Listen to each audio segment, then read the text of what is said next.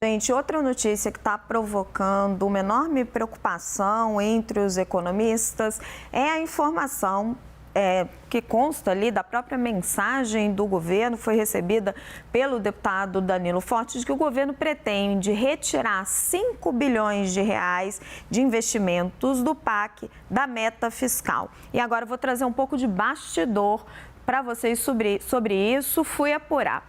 Técnicos do Ministério do Planejamento me disseram que foi uma decisão política, essa exclusão desses 5 bilhões dos investimentos de empresas estatais da meta fiscal.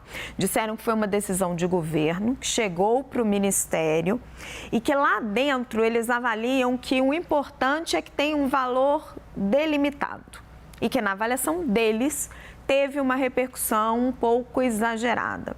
Eles também explicam que esta exceção que o governo está fazendo não impacta na meta de déficit zero do ministro Fernando Haddad para 2024 por uma questão contábil.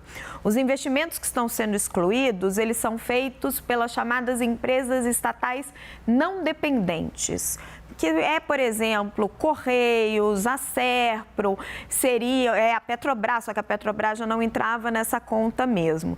Essas empresas, elas não entram nessa conta do que a gente chama da conta do governo central, que é essa meta principal. Elas têm uma meta separada, vamos dizer assim.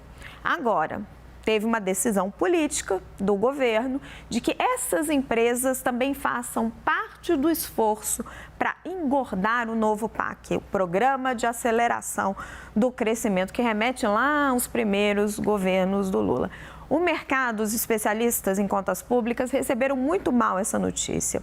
Na visão dos analistas, pode ser um sinal da volta de uma prática dos antigos governos petistas de retirar os investimentos das metas fiscais e é uma maneira de maquiar os resultados. Então, todo o receio é de volta das pedaladas fiscais. Os técnicos do planejamento defendem que não é isso que está acontecendo, mas está todo mundo de orelha em pé. Vamos fazer um pouquinho de análise sobre isso? Yuri Pita comigo. Yuri, é justificada a preocupação do mercado?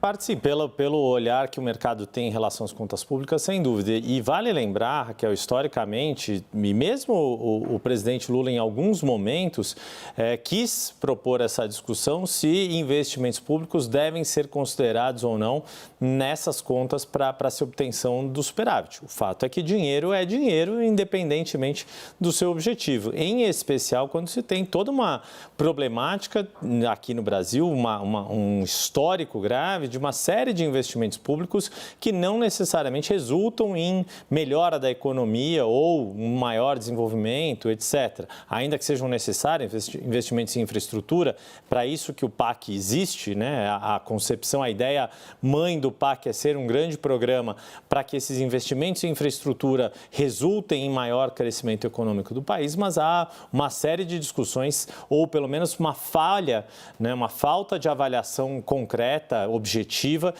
de evidências de que esses investimentos de fato resultam em um maior crescimento econômico ou não, que aí poderia justificar essa exceção na hora de se fazer as contas, a fechar o cálculo se o superávit, se as metas fiscais vão ou não ser cumpridas. A grande questão é que, com as regras colocadas pela nova regra fiscal, pela proposta de regra fiscal do atual governo, existe um rigor maior para o cumprimento dessas metas. Não que isso leve a uma punição. Inclusive, a lei, o projeto que foi enviado pelo governo deixa muito claro que isso não incorre em nenhum tipo de crime de responsabilidade, uma espécie de vacina política para um momento político mais grave que eventualmente ensejasse uma abertura de processo de impeachment, mas leva a um constrangimento do governo de não cumprir a meta fiscal, ter que se explicar ao Congresso Nacional por meio de uma mensagem, a exemplo do que o Banco Central faz quando não cumpre as metas de inflação.